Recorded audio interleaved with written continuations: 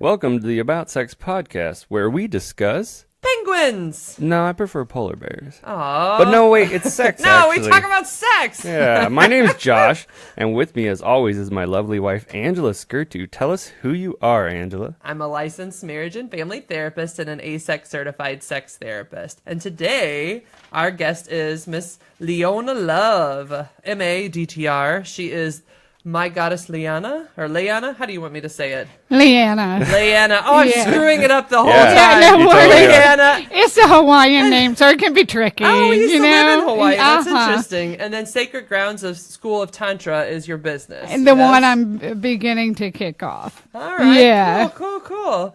Well, so to start today, we were going to read one of the stories in my book, but then we'll get Okay. a little bit into more. Papers back. Oh, you can have the papers. Yeah, you're Josh, rustling always papers needs it. around. It's right. I'm really bad at papers. Such a rustler. So anyhow, we'll start with one of my stories, and we'll get into the rest of the stuff. All right, so here's my story.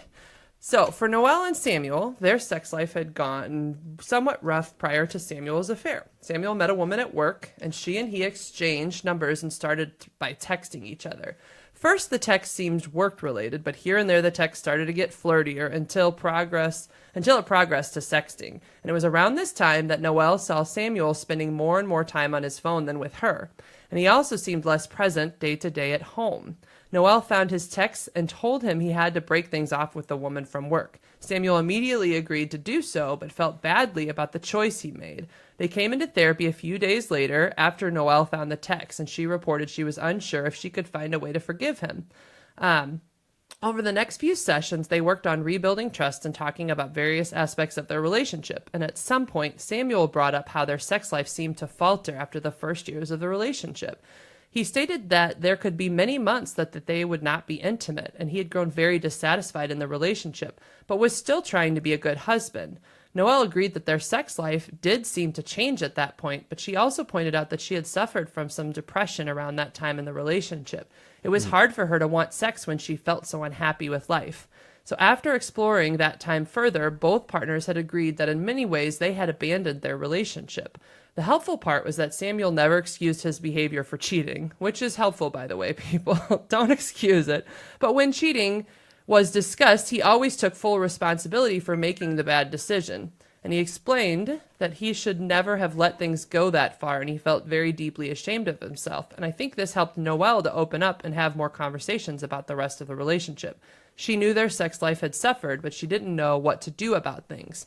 And the affair had felt like a kick in the face. So as a part of their healing process, they both agreed to learn more about desire and sexuality. Sounds fun. I know, it was good. Wow, So very that nice. was- That's great.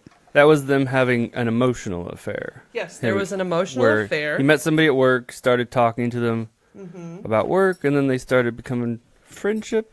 And I think that sometimes people then- can justify that a little bit for themselves. Like Like- they'll say, well, I'm not having sex or I never touched anybody, so it's Right. not really an affair. Right. But anytime you're keeping a secret from somebody, it's still an infidelity of some sort. Right. So that's the big factor that changes it from a friendship to an affair, is if you're keeping it from your spouse. Yeah, if you're keeping Yeah. a secret. A big part of it is that, if your spouse were there and they knew you were talking about these things, would they be okay with it? Or would they be like, what are you saying? What and why are you saying doing that? this? Yeah. And Like, part of why what- are you sending dick pics? Come on. Yeah, well, and sometimes it turns sexual. But Yeah. another part of it is it's a betrayal of not telling me your needs. Why are you Right. sharing all your needs and wants with this other person and not necessarily sharing it with me? Mm-hmm. Yeah. Makes sense. So what's the title of your book again? The book is Helping Couples Overcome Infidelity, a Therapist's Manual. But And it's anybody out can now. read it. And it's You- out now. you can find it on You can find it on Amazon. Amazon. I'm going to take these off. That's what. So anyhow, What are you taking off? The bracelets I are heard making they were noise. And I'm like, I jangling. don't want to jangle the entire podcast. Jingle, Sorry, jangle. people. Sometimes I don't realize how loud I can be. Oh, everybody else realizes it. Well, so We let's talk. definitely do. Let's talk a little bit to Leianna. Leianna. Leianna, I'm So- still trying to. Leianna or Leianna. Leianna. Tell us who you are, Tell us Leianna. about what you do in your work. So you're the tantric expert, or what? How would you label yourself?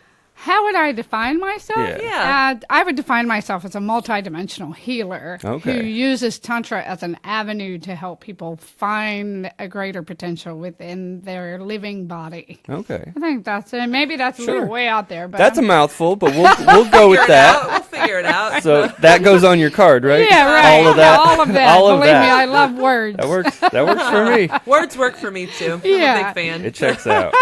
So if I wanted to be a little bit more like basic and down to earth, I would say that, yeah, I help people connect to their pleasure principle, to move their energy, to become more aware of who they are, and to just find more happiness, because we all need just a little more of that. Right. Yeah. Sounds good. And Tantra is one of your tools that you use.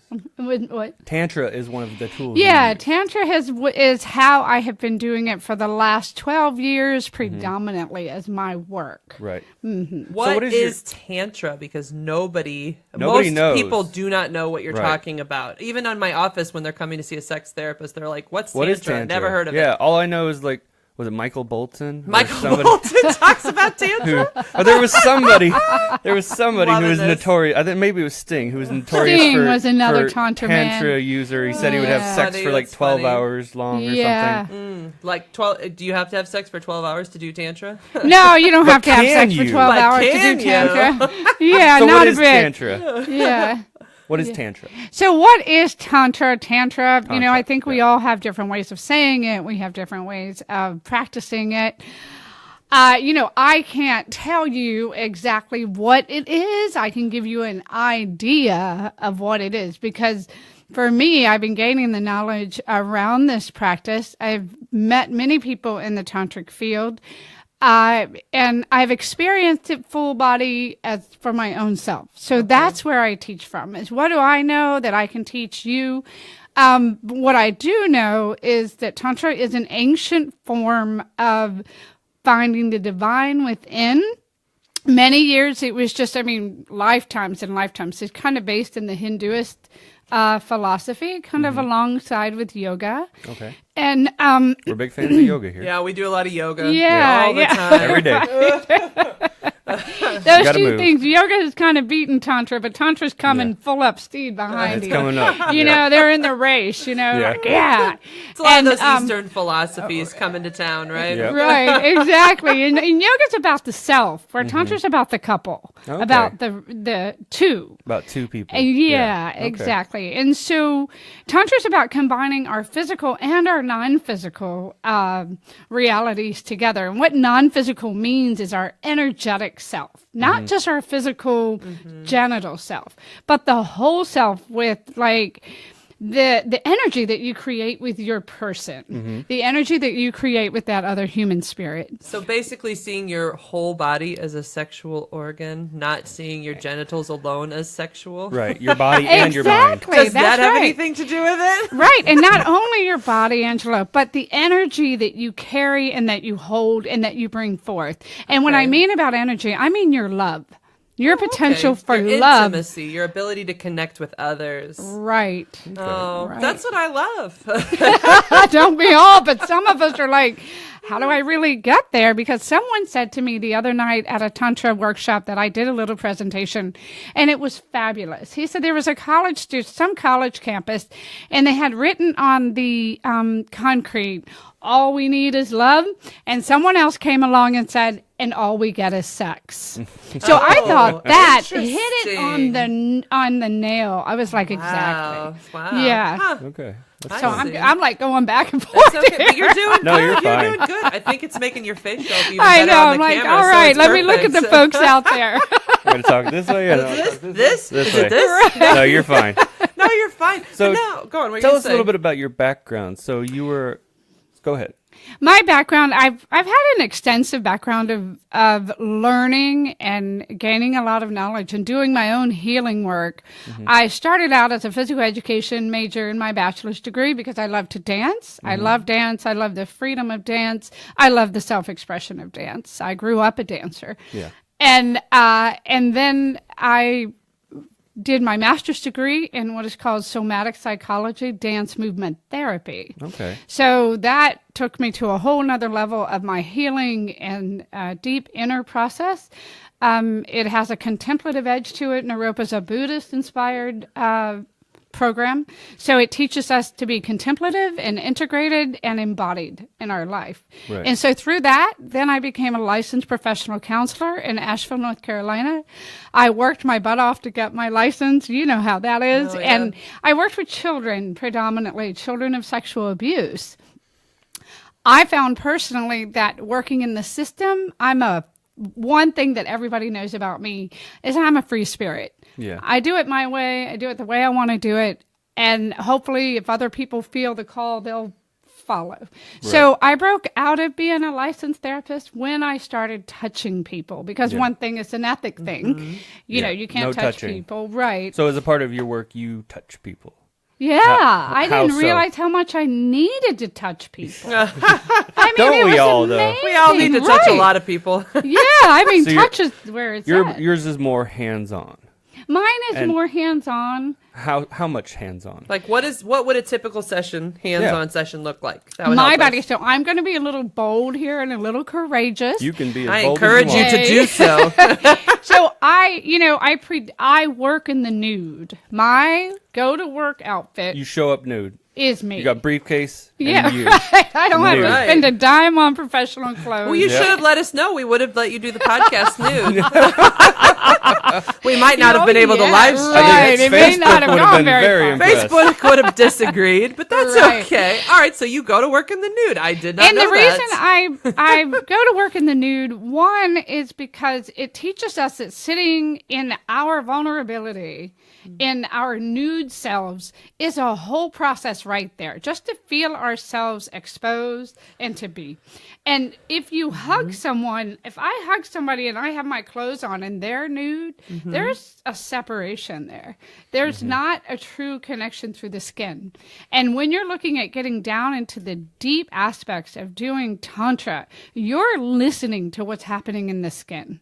You're listening to every single touch that happens between you two. So for me to say, I'm going to lead you on this journey, but I'm going to wear my clothes. Right. You know, there's a disconnect there. Right. So I have to be comfortable. I have to be willing. I have to know that my nude body is a sacred form of art. You're essentially modeling intimacy through the way you're behaving in the session. Beautiful. Earlier today, when we were talking not on air, you were talking about this disconnect between the mind and the body. Tell us about that and how that is relevant to people's sex lives. Yeah, the disconnect between mind and body. So I've been working as a hands-on Dakini or Tantrika, whatever you want to label me as, for 12 years. I have traveled into a lot of places. I lived in Maui for a while, so I traveled essentially to just keep my lifestyle up. So I've touched a lot of people. And I know this also from my background as a therapist in the somatic psychology realm, is that essentially we are disconnected. Our bodies are shut down, they're closed, they're protected, they're guarded, and they're armored. We're taught to work from the mind. Right. We're taught to be robots, to follow directions, Beep, boop. to do as told. I'm We're not sure not- where to put my hands most days. Beep boop. Yeah, right. You know, Yeah. robot. Well, you know, got to where be do a I good go robot from to here? work with a computer. Yeah, and you're always taught to question yourself. Am I being awkward? Am I weird? Should I have said that? Should I have, all of that crap. Right. We live in the mind. We really, really do. I get And- too lost in my head. I Yeah. had somebody say that to me the other day, and she said, Angela, I'm in my head too much, and you need to get out of your head. Yeah. I loved when she said that, because she really is kind of lost in her head all the time. Yeah. So anyhow, how do you people get into their body? How do people get and out of into their the- head? Well, there's a few ways, and I guess that's how I guess my life has been mostly, is that I've followed that path of being in my body. And one is ecstatic dance, free-form dance. And another is, practicing being in your sexual center, being aware of what's happening between you and the other, and letting yourself, I don't know, how do you get in your body? You feel it. That's how you get in your body. Let go of your head. You feel it. You So- let in your go of sensations. it. If somebody comes to you and they have issues with being present, mindful, how do you guide them towards being mindful as a part of the exercise? Well, first of all, I connect when I work with somebody individually, personal. I have sort of my own program. I don't subscribe to anybody else's. I've created mine. And so when I meet somebody, I sit with them for a few minutes to get a real sense of who they are as a human spirit, not as a human being.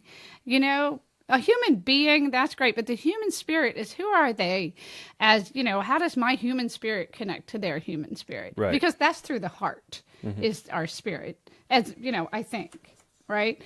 Angela looks confused. No, I was trying to. No, I was putting You're just together making this like. face, like Sometimes I think with my face, but I was thinking about, like what I do. I do. My face shows that I'm thinking. And I was thinking about the therapy work that I do and how I've told Josh and other people, like, I feel like I love every person that I work with. Not because, I don't know if it's spirit or something else, but I feel like because people are very vulnerable with me. And when I get to hear people's secrets and stories, it makes me have this love and connection for them. Right. And so I was thinking of that. I was just thinking of like, maybe that's what you mean by that sense of spirit. It's like, who is this person? What are they struggling with? What do they need? And the more vulnerable you can get with people, the more they can get vulnerable with you, you know? Exactly. And so that's what I was thinking of. It's just the Exactly. human vulnerability. Right. There's different ways probably to Yeah. describe what you're saying. Yeah, so when you meet the human spirit, in my way of, I'm going beyond all the things that they brought into my room, all the blocks, all the issues, all the wounding. I want to meet the spirit of that human being. And so as soon as so you I'm get to know able, them as a way of getting comfortable with them. and they feel that Yeah. quickly, Yeah. that they're seen, that they're held, and that they're heard. Yeah. Right. And those things are very important for us to feel comfortable and safe to let go and to receive and to allow and all those other good words, Sounds good. I see. So you basically help people start to connect with their body again. Because most people, when it comes to sex, are kind of in their head at times. I mean, and even in my own work, I find I've had people work like couples on their own. I don't do it in my office because I'm Yeah. not a You're hands-on. not hands-on. I'm not a hands-on as a therapist. Yeah. I can't be. Even though you get a lot of those calls. Although I do get a lot of those calls. That's why we do this, so people can kind of understand some of the differences. But like even to get a couple sometimes to be naked with each other in the room and get comfortable with that can be a really difficult experience. Yeah. Not in your room. Not in their my own room, in their own rooms, Right. but me even suggesting that as a homework assignment. Oh. I've suggested What's that the as a homework homework assignment. Just get naked and is watch being TV, naked or? and talk to each other Oh, and I explore each other's bodies, not necessarily in a sexual way, but Right. maybe just Sex in is a not the goal. exploratory way. Like Right. like one of our skills is the sensate focus. I don't know if you've ever heard of it, but it's basically where you're trying to touch each other and experience it through the The senses. sensations, Right. right? Yeah, that's how we Non-sexual become in touch. our bodies Yeah. is by feeling Yeah. the sensations Exactly. and listening to those. Yeah, and what places. does this feel like in my Yeah. body? Okay, well, so how do you help people kind of get a little bit more in their skin then? What's Well, the next step? Yeah, the next step generally, if I do if we're talking just a regular session that I might have every day, then and what I've been doing for a long time is then I will kind of tune into them energetically as an energy healer.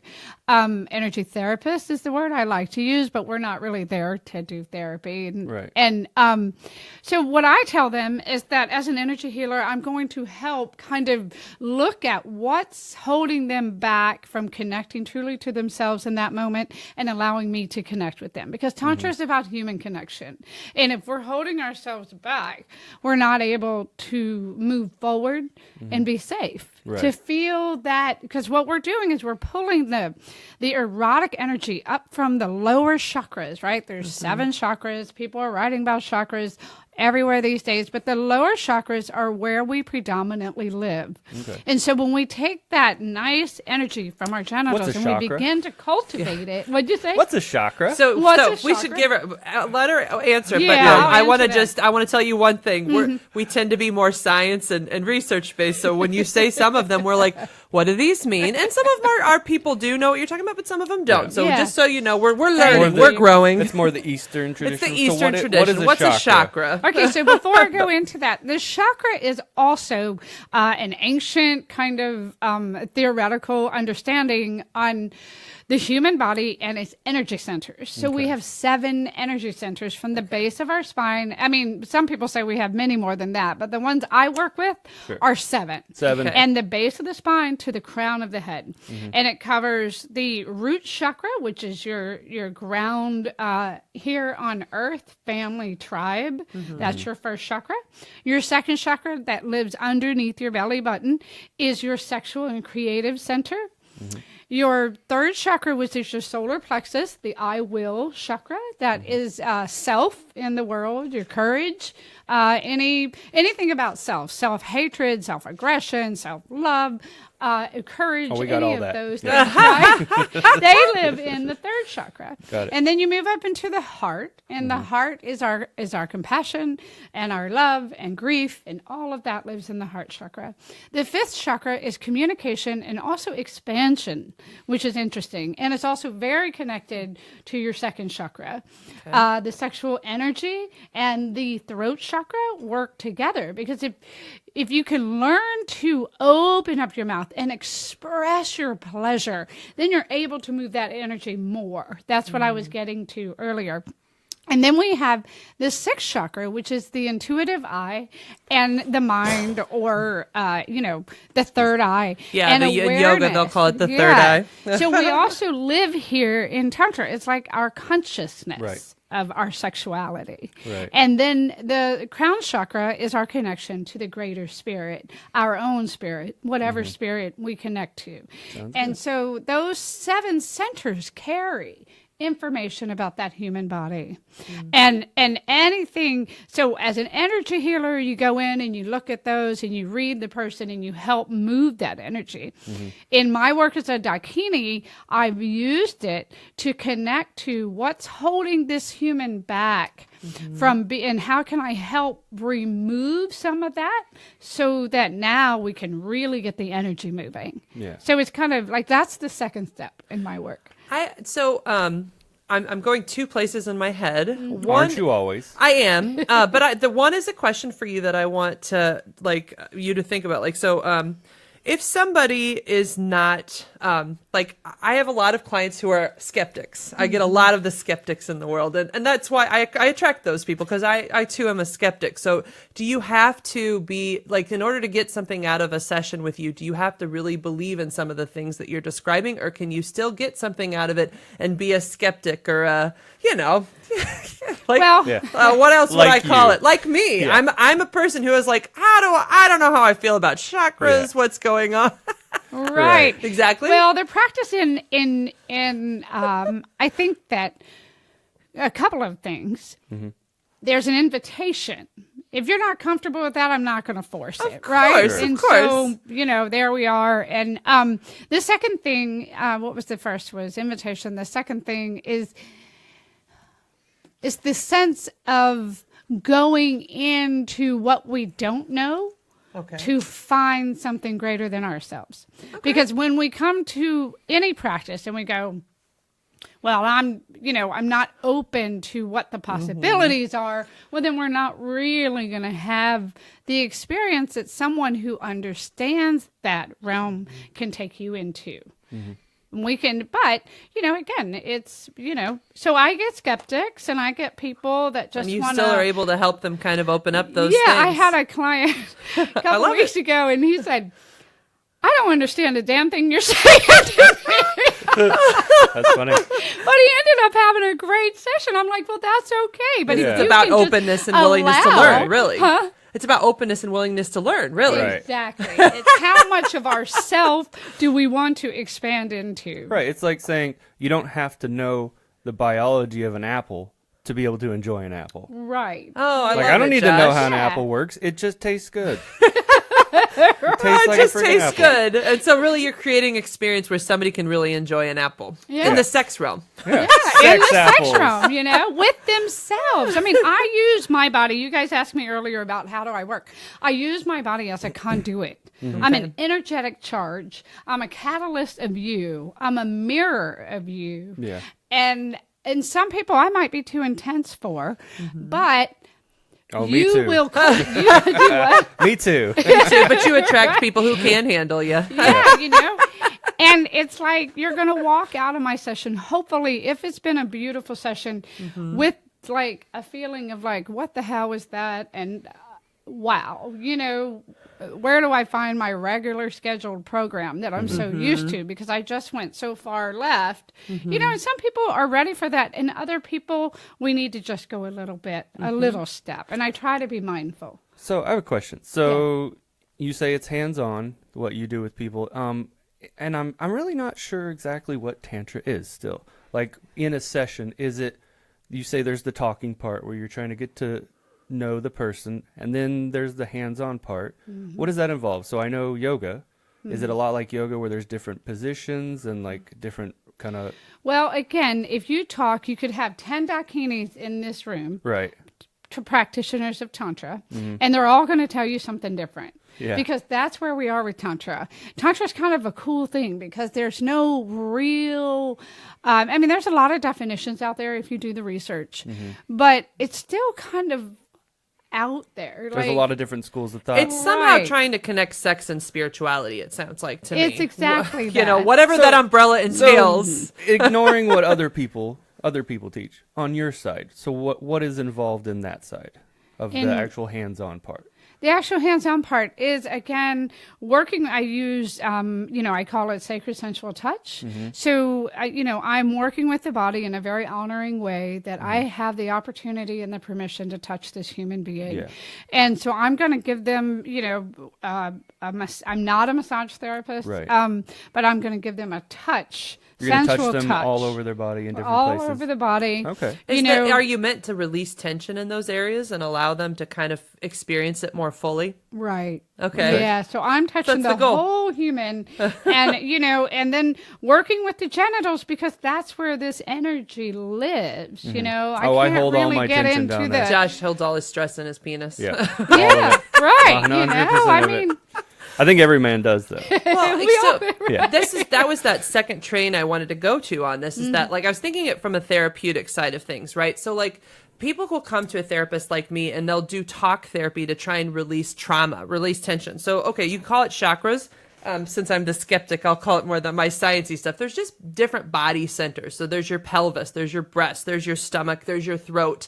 And all of those places are ways that we kind of hold back. And a lot of therapists, what we've learned is that trauma is held in the body, right? And so what I'm guessing that you're doing is when you're doing the chakra work or the different body part work, for those of you who just can't understand chakra, I'm always one who struggles with it. So that's why I'm doing this for my practical clients. Go on. But anyhow, what it is that No when you're aside needed. tensing, I know, I'm weird. Yeah. So like when you're tensing those areas, you can't always talk yourself through that. Like, in your head, for example, you can get so lost in it that you can't release. And my guess is that in Tantra, for those people who are holding on to that tension, you're trying to help them to stop being in their head and to be present in their body again and to re-experience pleasure in a way that they can't do through talk therapy. Right. Exactly. That's exactly know, I right. could tell. Yeah. And that's why some of us have taken the courageous move to say, if humanity is going to move forward, what is it that we really need? We need to feel in the body and through our sexual centers. And I wanted to go somewhere when you were saying something about that with talk therapy, the mind. Yeah. I lost it. I can't remember It's what okay. it was. It's but okay. It was, Well, people are trying to release this tension through talk therapy, but talking seems to only go so far. I even noticed it in my therapy that if people aren't finding a way to express an experience with their partners, then they're not able to release it. And so it just sounds like you're offering a different avenue for people to really try to release and let go of some of that trauma that is stored in their body. yeah. Well, and exactly. scientifically, like if you touch somebody, There are certain hormones that your body releases, like oxytocin and endorphins, and these things calm you down. They make you feel good. That's a big part of it is touch. Like you can talk all you want about intimacy all day long, but until somebody rubs your back, you're not going to feel good. Like, it doesn't have the same healing quality as being even if it's a touched. non-sexual touch. And having a space just for a that's hug. free and safe, like you're creating. Yeah, free and safe. That's right. Helping people just get, comfortable in their nudity first, getting comfortable sitting in front of somebody. I know exactly what I was going to say now. Good. It's the breath. We hold our breath. And when we're talking about our trauma, we're not accessing it because we're not breathing. And trauma can cause a heart rate and a shortness of breath. Yeah. And of course, if we're paying attention to that whole person and we're working on trauma, we'll work with that. So Tantra uses breath essentially. And it's not only to get into your own personal body, it's how now the real beautiful piece here, and this is sort of what I've learned through my own practices, how do you connect to your lover by listening to their breath? Yeah. How do you listen to their heartbeat? How do you get so minute in your awareness, like you're paying attention to the very finite things, so that one touch to that one finger can just go, and that's what people means that They want multi-orgasmic, because they're paying attention to the amazing energetic connection, physical connection that we have every single moment when I'm in contact with you. And what people are doing, why they struggle with their sex life, is they're up here like, is this right? Am I doing this okay? Is this how it's supposed to be? And all of that stuff prevents what you're describing. Exactly. The ability to just, what does this feel like? And what does it feel like to just be completely in my body and enjoy this moment and stop worrying about it being right or it being perfect or the performance. Everybody's struggling with that when it comes to sex for that purpose It's all alone. about the performance. Well, it is, and I tell it people, is. and I they're constantly scared. remind people that we're given this human body and our sexual pleasure, so that's the one place in our entire day and our entire week, wherever our entire life, that we can go to and not have to be in the head. Yeah. The head does not belong in the bedroom. It just doesn't. You should just leave it in the other room. Oh, absolutely. Believe me, when I'm doing that energy work, I take all that. It's like you're on and I vacation. imagine I can Like, put it outside stop the questioning room. yourself. Let's just feel. Right. And when you get people into I a like it breath, already. like I'm constantly, you can ask so many of my people, I'm like, oh my God, I breathe. I'm like, to inhale with the ha, and inhale with the ha. You're listening to my breath. I'm listening to your breath. You're in that, because what that does is it helps keep away from all the garbage that's running around in your mind. Well, and the breath is really important work that I've seen it universally used in different realms, because when you slow your breath down like that, then you also slow your heart rate, and it physiologically you're slowing down the body. So like you were saying, when somebody's traumatized and they're in a trauma moment or triggered, they're tense, their body, you can see it in their body, and their heartbeat races. And so what you're doing when you're kind of trying to get somebody to focus on their breath and even focus on their partner's breath is you're slowing down their body so they can actually experience it in their body. Right. Yeah, because your body, like somebody who has suffered from trauma, their body goes into a fight or flight kind of situation, and that means increased heart rate, respiration, and perspiration, and it makes you seem on edge. So yeah, it's hard to be mindful when you're in that place. And if you can trick your body by saying, slowing your breath, or even laughing, certain things Or even can laughing. Do it. There's laugh therapies too. It lets your mind and your body calm down with it, because because you realize, I'm not actually in a traumatic I'm situation. not being chased I'm just by a in cougar. a room with a naked lady. Exactly. which also can be scary. Which can also be scary because our naked bodies are scary sometimes. Oh no. Absolutely, you know? People And a are lot scared of their bodies. Yeah, and a lot of Terrified. A lot of young men come in and see me, and they're just like, they're still learning about their sexuality, and there's so much that goes on in this container of just sitting in front of each other and letting that stuff be felt and letting it be okay, and not to judge it, not to make it wrong, but to just say, hey, this is where you are, and this is where the anxiety is coming from. So how can we work with that? And I was going to say something else when we were talking about I don't know. I'll come back around. It's to fine. It, but It'll come back. We're gonna keep asking stuff. Yeah. So, Go for it. how babe. many people have you laid your hands on? How many people have you touched? I have probably touched over 5,000 people, which blows Wow. my mind. I figured lot of people. that That's a up. lot I of wish my people. financial bank account looked like that. Yeah. I'm a free spirit. I've been having a good time. That's a lot of people. That's a lot of It's people. a lot of people. I kind of like in 12 years. I mean, I figured out like, okay, if I work this, so I maybe I'm a little bit off, but I know I've touched a lot of people. That And, sounds like a lot, yeah. But has it been mostly good experiences for the people and Oh. for you? Yeah, man, I loved my work. I Yeah. mean, I love it because one, it's mine. Two, I just love energy. I've always been a dancer, like I said. I've been a dancer on an expressionistic artist. Yeah. So if I'm expressing myself, I'm in my happy. You're going to be happiest. Yeah, I agree. And If you're and creating something, yeah, I think everybody has to create something to be happy. So Yeah. who are the typical people who come to you? Like, what are the typical problems they're coming with? Like, your ideal client, so to speak? Yeah, well, but generally, ejaculation issues, the ED, Yeah. the anxiety, a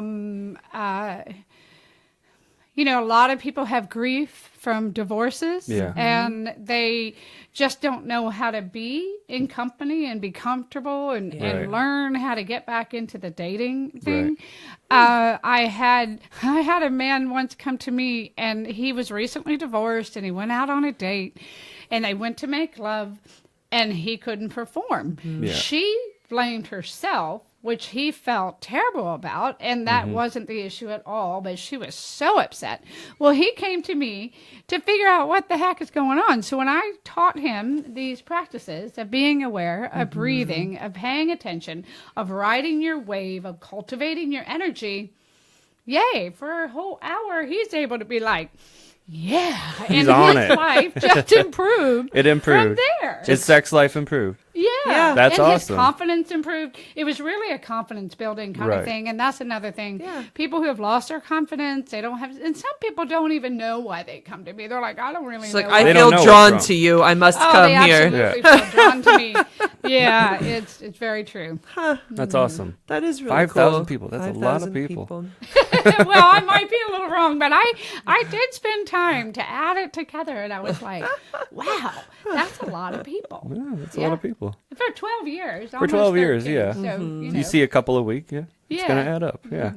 Do you work with people usually individually, or sometimes couples come see you? Oh, I have couples. I have this one couple that I've just loved so much, and they've been with me for over 6 years. I met wow. him in Maui, and I just saw him this past January in Maui, and she just adores me. And we set very clear boundaries. It's when I work with couples, I always go to the woman first. I want to know what keeps her safe, Yeah. what she needs, and what she wants.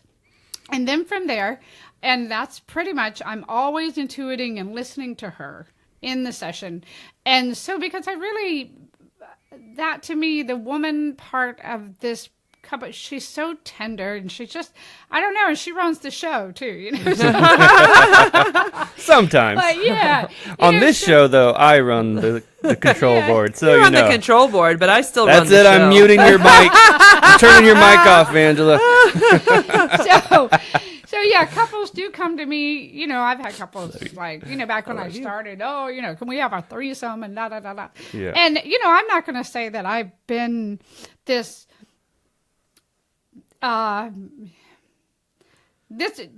I've gone through a lot of evolutions in my work over the Yeah. last 12 years. Let me just You've say learned. that. You've lived a little. I've You've kind learned of a little. explored and played, and I've really healed my own sexuality Yeah. through this. So you had work. your own sexual healing? Oh, absolutely. How did that happen? So, How did that way? Like, what was your sexual healing?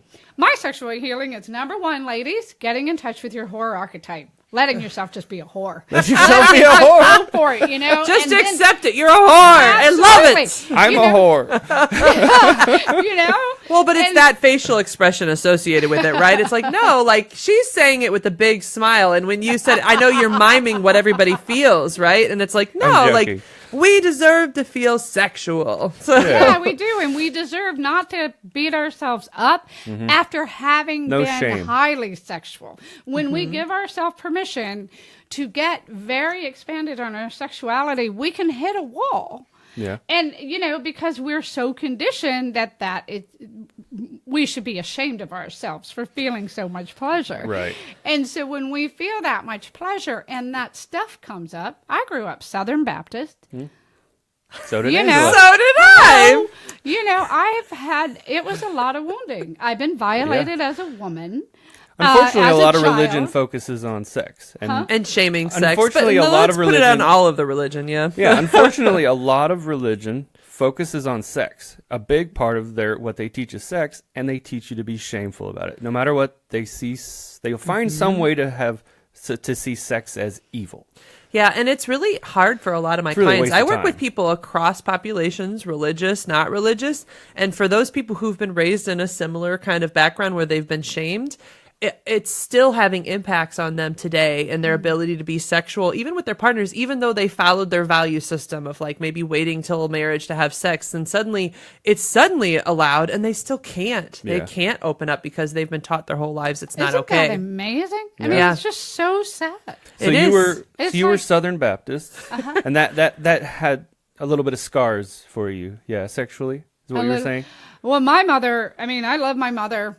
Sure. We're best friends. But she was very difficult growing up. I remember when I was 9 years old, maybe 7, and I had my first sensational experience with like a girlfriend of mine. You know how little girls, kids just explore each other. Yeah. Oh my goodness. I was just like, it was just shamed. That was just, you don't do that. All of that was just shut down in me. And all it is sensuality. We didn't know anything. We just knew it felt good and giddy and playful and yay. But then when you're made wrong and that you're told shuts down. That's a bad thing. You're going to go to hell for it. All that stuff. Yeah. Not fun. No, it's not. And many, most of us, 98% probably, especially those of us from our generation and before, suffer with a great deal of energetic conditioning that we don't hardly even recognize until somebody points it out. I agree. It's conditioning. It is literally Pavlovian responses. Yeah. People are taught to have negative response to sex, nudity, sexuality, even words.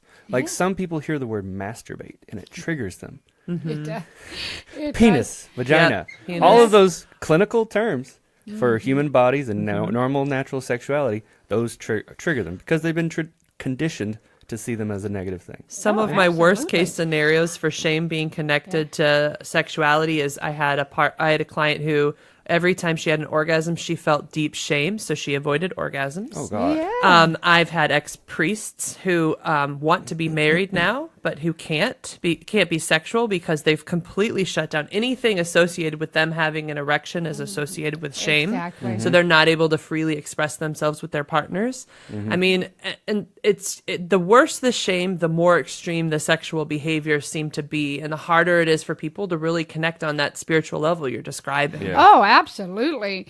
And, I was 35 before I even knew what a vibrator was. Wow.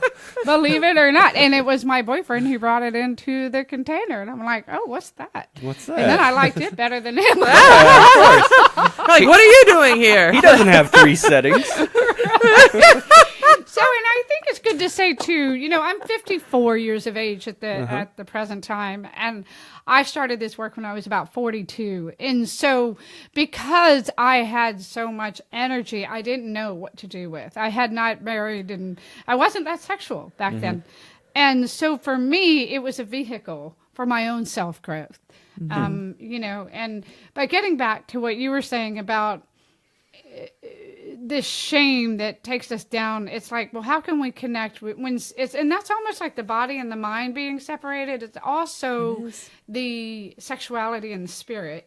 You know, it all kind of looks about the same, you know, and it's like, how can we help integrate those two and make it okay? And a part of it is like what you said earlier, is giving yourself permission to experience pleasure. And I think sometimes people are trying to do it in that mental way. In therapy, I'm trying to do it, but like, it's different doing it in the physical way. Like really not only saying it's okay for me to feel this, but then also like allowing a space for that in the sexual realm. Like, how do you actually let go? And I could imagine, like, if you notice tension in people's bodies, like, hey, it's okay. I don't know. Oh, yeah. I could see that happening. Oh, yeah.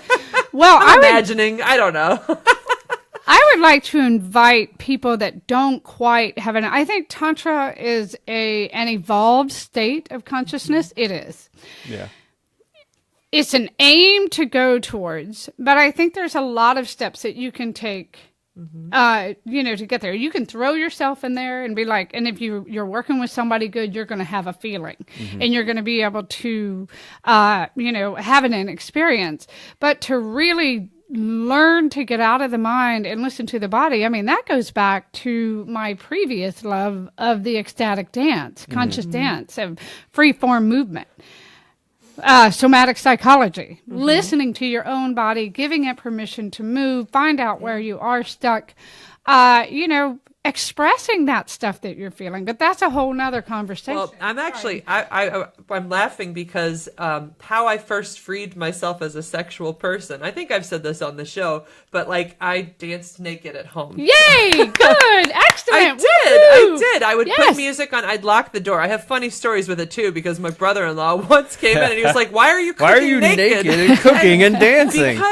Because I realized that I had that. I didn't know what the word was or what it meant, but I knew that I was kind of like shamed in some ways by the way I was raised sexually. And I was like, I feel like I need to open this up. And so, yeah, that was one way I did, was naked dancing at my house. You know what? When I was a teenager. You don't cook naked anymore. You should do that again. Ooh, baby. Well, no bacon. No bacon. No bacon bacon. splatters. And I don't want to yeah, get you don't scars. want any oils and naked. They don't go together. Make a sandwich, unless maybe. it's coconut oil and it's being smeared all over you. There you go. Very loving way. No, but I totally get why you say that, because with dance, it's like, because part of the ability to dance freely involves getting out of your head and getting into your body and saying, no, I am not here. Who cares what I look like? I just want to feel good. So well, in dance, that container of conscious dance gives you that container. This is a book. The title, I have it here because I've worked so hard on it. Okay. I'm not keeping this title. I have changed it to what? the original title. Which but was? I have this book What's now the title? today. What's the original title? My original title is Dance Yourself Free and Live Dance Your Best Yourself Life. Free. Okay. Oh, So cool. that'll be going into that format soon. But this book, I wrote this book to teach people how to connect to their body through the art of freeform dance. That's awesome. Awesome. Yeah, so this gives you an idea of how to find it, who are the leaders in the field, how to find it, what you need to know when you go to your first experience, how can you get deeper with yourself, what are the outcomes of conscious dance, and, so, expansiveness, mindfulness, all of these things that we're talking about. And, Awesome. Dance Yourself Free. So lots of fun. So your other book you mentioned here in your paperwork is you're allowed to show it on the camera. This one caught my eye. Let me see that right here so people mindful masturbation for men. So and sensual photos for your enjoyment. Oh, Well, now I want to enjoy while let me peruse while we watch. Oh, these are sexy. Okay, so photos. what is mindful masturbation? Please do tell. What is that? Mindful masturbation, basically what I did with this book was take what I do on They're a very daily beautiful. basis, and I help people get connected to their body, their erotic sensations, help them There's a feel butt. good. I set her. space. She's pretty. No, You're very I'm a little beautiful embarrassed. naked. No, it's okay. And so, and how can I I don't get to see most of our guests naked. I know. So that's a new one. We did get to see the tattooed gentleman naked though, so that was nice. So sorry, that was distracting. So what were you saying? I didn't hear a word you said. Now he's thinking about you naked. Now I need to be more mindful.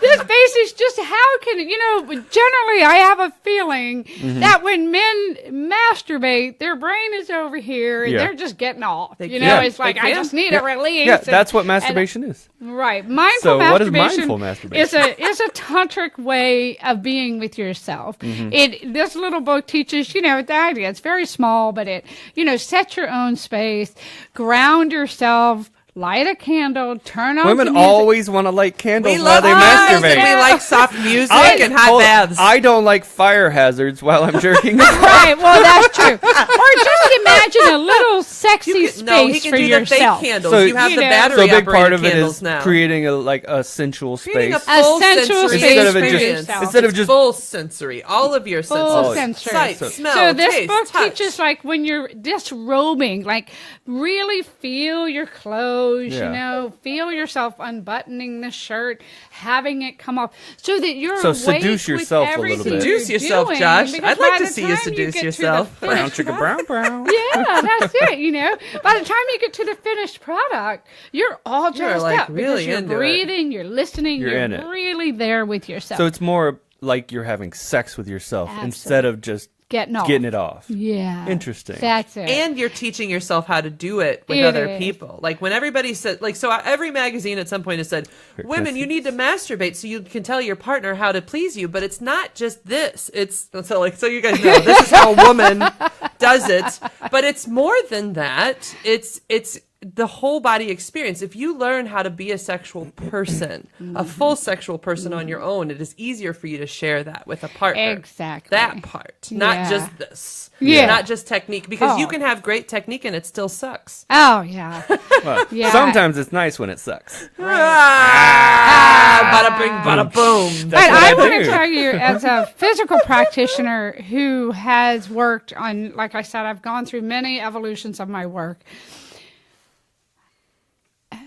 And this I know, when I have a lover and they're disconnected from themselves, that means they're disconnected with me. Right. Absolutely, they are. And then it just is kind of empty. Yeah. And that's why I don't There's not refer to intimacy if they're myself two in as their a sex head. worker, Right. because I can't work in that empty container. Right. I have to have the whole person with me.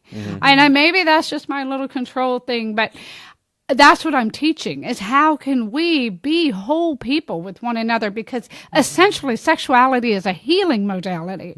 Yeah. It's not just feeling good. It's how can I heal you through helping you move this, and how can you heal me? Yeah. And when we're mindful and attentive and loving and kindful and honoring, that is the outcome. And just so you all know, I mean, I've talked to clients, hundreds of thousands of clients through my years working as a sex therapist, and everybody says the same thing. Their best sexual experiences, when you ask them, what were you thinking? Nothing. They weren't thinking about anything. They were completely in their body and their senses. They were letting go. They were letting passion flow. And those are your 10s, people. Those are your 10 sex experiences as far as the 10 scale. Like, they're not when you're, I did this right, or I did these techniques. It's not when you're worried about technique or any of that. It's when you're so into it it's that about you you're just so lost. You're like, that you're just completely feeling your body. Yeah. It's a whole body orgasm. It is, And yeah. even through energy, even through ecstatic dance on the dance floor. That's why that first title is Energy Orgasm. Because you can have an energy orgasm on the dance floor doing your own work. Well, I've never had that. Yeah. It's how do I'm not I much of a connect, dancer. right, and move all that He energy still that's dances, blocking though. me. He's great. Yeah. Shake it. Shake it. Dance me in the kitchen. I love that you yeah. do that. He has no problem. He's Yeah, but I sweet. never orgasmed during You've it. never orgasmed. No. Well, maybe you need to learn It's to dance quite the differently. experience on the dance floor by it was. yourself. You're like, Things you didn't know. You can Things I didn't orgasm know. dancing. you can, absolutely. Yeah. That's news to me. Definitely. Wow. So We're all broken. Just like, yeah. wow. So you mentioned the ebb and flow of this lifestyle. What is the ebb and flow of this lifestyle? The ebb and flow of this lifestyle. It's like, I think it's like with anything. Any job we have, some days we're going to love it and some days we're not. Yeah. And, the ebb and flow of being in such an intense container with people. Can I do that every day, 365 days a year? No. I go full in and then I'm full out. And that's how I've been for a long time. And like when I lived in Maui, I would go, boom, work for a week. And I would just like go through the week, but I would take 3 weeks off or either 2 weeks, whatever I could handle. So the ebb and flow of the lifestyle is, and then. Is that because how intense it is emotionally for you? Yeah. And I think I've given probably more than maybe I needed to, because I just happen to be that type of person. Right now, I'm kind of having that conversation like, maybe I need to back up a little bit and really kind of get some balance in my life. But like I said, it was new territory for me. So I was really loving what it was teaching me and what the differences I was seeing. So I would just go in there full on. Right. But the ebb and flow is, again, you're working within the sexual realm. I'm no longer a licensed therapist. I'm considered, most people that don't know what Tantra is or what a Dakini is will automatically put you in the sex worker category. I'm not a prostitute. And there's an energetic with that. I have nothing about that. But I think it's very important to differentiate. We don't have to right here, going back to the ebb and flow. So it's, it's how do I keep what I do on a certain level, without getting lost in the pornographic funk of, and I'm, not to have judgment there, but just where, anyway. Where does it cross the line for you, and you're trying to figure it out? Well, your comfort level. That's okay. Yeah, it's not easy to be. There's no support systems. There are people who are finally starting to get together that do this work that can support one another.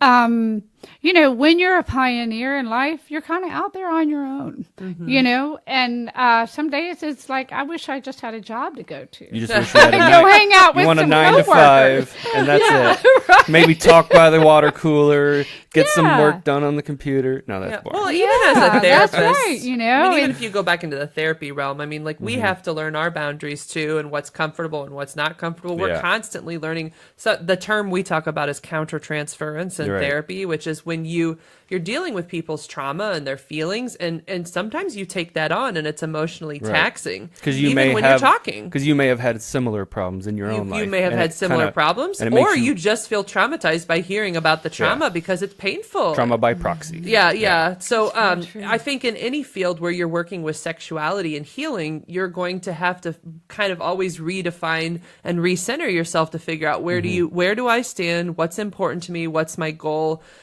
Because any of those things can rock your world. We all grew up in the same sex shaming system. Absolutely, we had. And so we all still have that we're working through. Yeah, and it and that's very true. It takes a lot. Somehow or another, I jumped off 2 feet into this work, and it was so funny. My mother, even after becoming a therapist and all of this, and when I first started this work at 42, I hadn't told anyone except my daughter figured it out because she's smart, right? Yeah. And it's she always knows the me. kids that's going to figure it out. You're never going to hide anything your from your kids. Will always know. No. They know everything. Yeah, it was one Thanksgiving, and we're sitting around after dinner and we're having dessert, and somehow the conversation of sexuality and call girls came up, and my mother looked directly at me and she was like, "You of all my girls, you would have been the best call worker." call girl, and my daughter and I were like, just so you know. And I had just started doing this, but it was so That's sweet. hilarious. Like, well, thank you, Mom. That's sweet. That's so sweet, Mom, I guess. I'm not sure what that means. She knew I was never going to subscribe to anything, We're reading this really hilarious book, and the girl said, you of all my friends would make the best serial killer because you're so organized. I thought it was hilarious. That's the book. This didn't happen, but it's hilarious because it's like, what? I think that's a compliment? Okay. Sort of. It sort of is. Right. But if you're going to be a serial killer, I do think you should be organized. Yeah. Probably a prerequisite. Right. The successful. There's For certain things success, about you it. can be an unsuccessful one. Yeah, you need organization. How are you going to in get your life. taxes done, you know? Exactly. Definitely. I'm totally messing around. So, do you have any regrets for any of the work you've done? Like, have you ever made mistakes? Or things you've learned Things is a you've nice learned. way to reframe that. Maybe that's a better way of phrasing it. What have you learned? Have you learned any lessons along the way of having this life be more balanced? Like what? Yeah. Open Through this question. work as Dakini for the last 12 years. Yeah. Yeah. The only thing I miss is being an intellectual, Yeah. because I'm a smart woman, and Yeah. I love teaching. I think if I wasn't doing this, I would be I'd be a professor at a university. Yeah. That's kind of the regret. I love it, but I am moving into teaching. Yeah. And so I'm Well, going to that's have good. You can both. still teach, yeah. I'm gonna have and both. you can still be so an there's intellectual. no regrets. Yeah. Because, You can still be that, yeah. Right. And I think that we have to learn through when it is not time for us to show up in that part of ourselves, it's not going to be time. And I've had to do this work and learn what I know to continue my education in order now to be able to teach. Yeah. And so, but a regret, Well, that's one. I don't The think I intellectual. really do. You just missed the teaching part and the. Yeah, because I can still have that. Now Yeah. I'm moving into that, you know. So, yeah. That's good. You don't have to You have don't any have to. Yeah, I No. guess You know, I and that's don't. fine. Really? Like, if it's really Like been I a said, great I miss experience. going to work sometimes. I Yeah. miss having people around. I kind of long for that a Yeah. little bit more. Of It's the a lonely day-to-day, 9 to lifestyle 5. Yeah. at times. Yeah. Yeah. Okay. But I mean, really, you know, it's nice also to have the flexibility, I would guess. Oh, yeah. It is. Well, I think a lot of people who work on their own have that balance of feeling a little isolated. Like Angela works I do. by herself. I totally do it. And while Yeah. she talks to clients all day as a part of her job, it's still isolating because you don't have Oh, that right. coworker Yep. around the corner to say, "Oh, how you doing?" You know. Well, it's all that not the stuff. same kind of relationship. It's a one-way relationship, right? Mm-hmm. So, like, as a therapist, as I'm guessing in your work, you're giving. You're Right. giving a lot. Right. But when you actually get energy back from a relationship, it's a two-way relationship. Yeah. So there's Where a they giving ask how and a you're giving. doing Yeah, as they well. ask, "How are you?" My Right. job is to ask them questions, draw them out of themselves. But Yeah. it's not It's not any the of other way their around. business or their job to like try and do that. Doesn't mean I won't offer if people Right. ask, but it's not about me. not Their about you. session is about them. It's about trying to help them. And so Yeah. I feel the same thing at times where I'm like, I just need people, but people who care about me too. Yeah, you know? right. People who care about me too. you just and have to have more friends and Exactly. spend time with people. Supports, Yeah. Right. have Yeah. networking Yeah. stuff. You know, you do other things. Yep. Yep. That's how Angela does. She just stays active. Like she is in a choir. I am. Yeah, I did it with do her choir. last semester, but this semester she's doing a choir on her own, and that's her way of finding, still talking to humans. You know, Yeah, but in having that other human way. interaction. Yeah, it's important. I think it'd be cool to have a naked choir, though. That'd be funny. Why not? I would attend. You would attend. I'll show Everybody's up. just singing I won't naked. be in it, but I'll show up. And then there could be dancing, too. It could be a show choir. Oh, yeah, that'd be great. Sounds like a Yeah, plan. let's So when are all you be two let's be performing like that? Yeah, St. Louis. Let's all just be naked. there you go. Yeah. Making it up. Okay, well, that sounds like a good end to our episode. We're right at an hour. Let me see. You have anything else to add, Angela? Well, first, let's let her do her last plug. So what are your books again, So, and how yeah, can people tell us find about you? your book. Show us those real quick. Well, my two books are the one is Mindful Masturbation for Men, just a Great simple, title. sweet book on guiding men on how to have a more mindful masturbation. That means paying more attention to you, your sensations, your breath. Loving yourself, Right. learning how to love yourself, not just masturbate. So that's one book. The other book is Dance Yourself Free and Live Your Best Life.